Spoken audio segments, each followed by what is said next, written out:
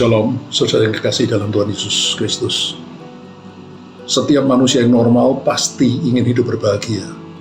Tidak ada orang yang ingin hidup susah. Tapi apa rahasia kebahagiaan itu? Banyak orang yang berpikir bahwa kita akan berbahagia bila kita punya banyak harta, bila kita punya banyak uang.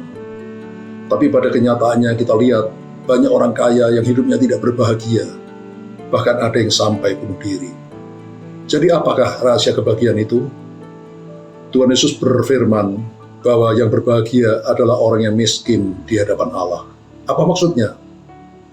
Apakah kalau kita tidak punya uang, tidak punya harta, maka kita jadi berbahagia? Pasti bukan demikian, saudara.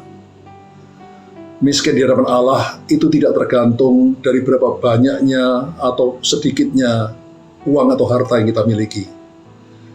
Miskin di hadapan Allah itu tergantung dari sikap hati kita kepada Tuhan.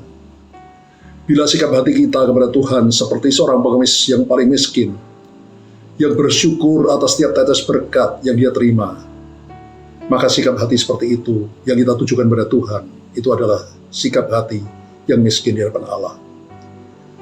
Bila kita selalu bersyukur atas setiap berkat Tuhan, betapapun sedikitnya, betapapun seolah tidak berarti, bila kita bersyukur bahkan ketika keadaan tidak baik sekalipun, itulah sikap hati yang miskin di hadapan Allah. Karena Alkitab mengajarkan, bersyukurlah senantiasa, bersyukurlah dalam segala hal, yang enak maupun tidak enak.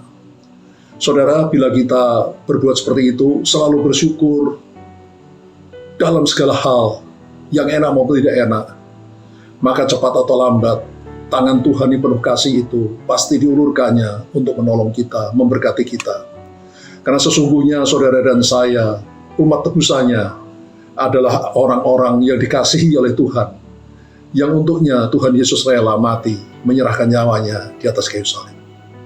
Jadi sekali lagi saudara, saya berharap dan berdoa agar kita semua menjadi orang-orang yang berbahagia, karena kita punya sikap hati yang miskin di hadapan Allah, yang selalu bersyukur atas setiap tetes berkat yang Tuhan berikan pada kita, karena kita adalah kekasih-kekasihnya.